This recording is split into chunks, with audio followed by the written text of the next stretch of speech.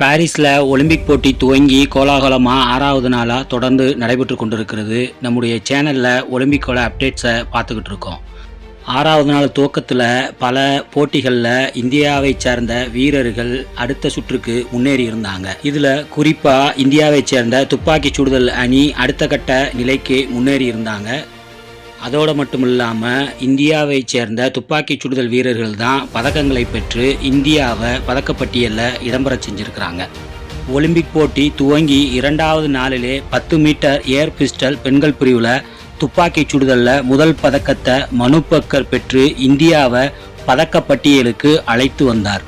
அதனைத் தொடர்ந்து மனு பக்கர் மற்றும் சரப்ஜோத் சிங் கலப்பு இணைகள் 10 மீட்டர் ஏர் பிஸ்டல் போட்டியில் வெண்கலப் பதக்கத்தை இந்தியாவிற்காக பெற்று தந்தனர்.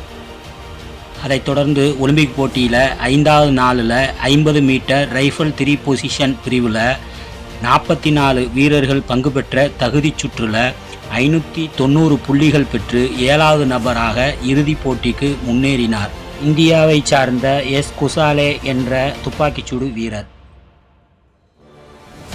மொத்தம் 8 நாட்டைச் சேர்ந்த விளையாட்டு வீரர்களுக்கான இறுதிப் போட்டி இந்திய நேரப்படி இன்று பிற்பகல் 1:30 மணி அளவில் துவங்கியது.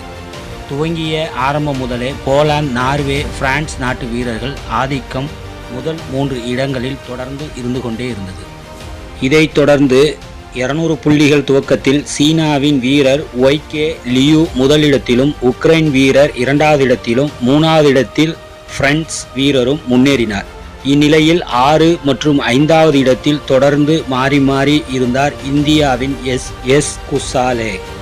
அதன் பின்னர் தொடர்ச்சியான தன்னுடைய நல்ல ஷாட்கள் மூலம் 4வது மற்றும் 3வது இடத்திற்கு உக்ரைன் வீரரும் கிரீஸ் வீரரிடமும் போராடி கொண்டே இருந்தார் தொடர்ச்சியாக.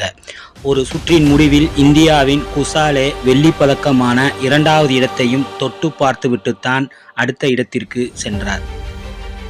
இறுதியாக 8 வீரர்களுடன் களங்கண்ட இந்த இறுதிப் போட்டியில் சீனாவை சார்ந்த ஒய்கே லியூ என்பவர் 463.6 புள்ளிகளுடன் தங்கப்பதக்கத்தையும், உக்ரைனை சேர்ந்த எஸ் குலேஸ் 461.3 என்ற புள்ளிகளை பெற்று வெள்ளிப்பதக்கத்தையும், தொடர்ச்சியாக 3வது 4வது இடத்தில் 3வது தக்க வைத்து கொண்ட இந்தியாவை சேர்ந்த எஸ் குசாலே 451.4 புள்ளிகளை பெற்றார்.